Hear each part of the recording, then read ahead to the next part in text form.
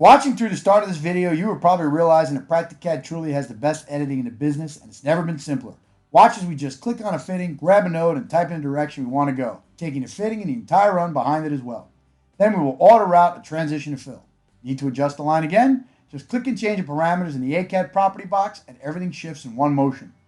Now we're going to click on the catalog STOD. Looking at the properties here, we can see everything pertaining to positioning is there.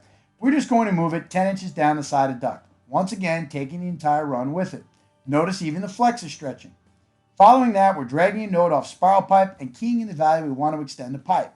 This allows us to edit fittings direct from the drawing as well as the property box. Understanding PractiCAD's duct line integrity, we can easily make quick changes to edit exactly the way we need.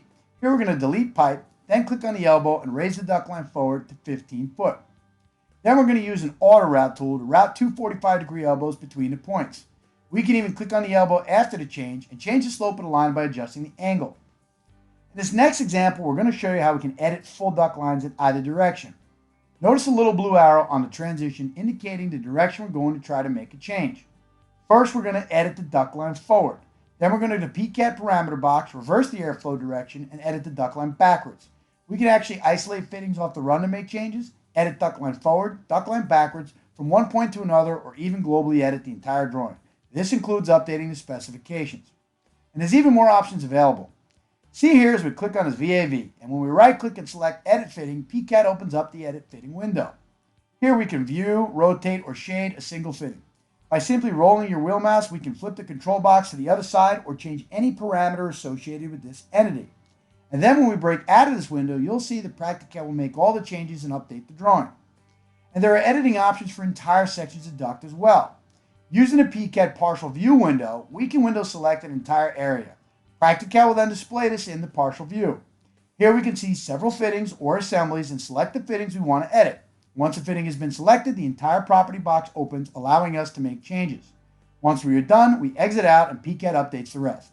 This allows us to avoid having to use the AutoCAD isolate command, which has been known to slow up large drawings.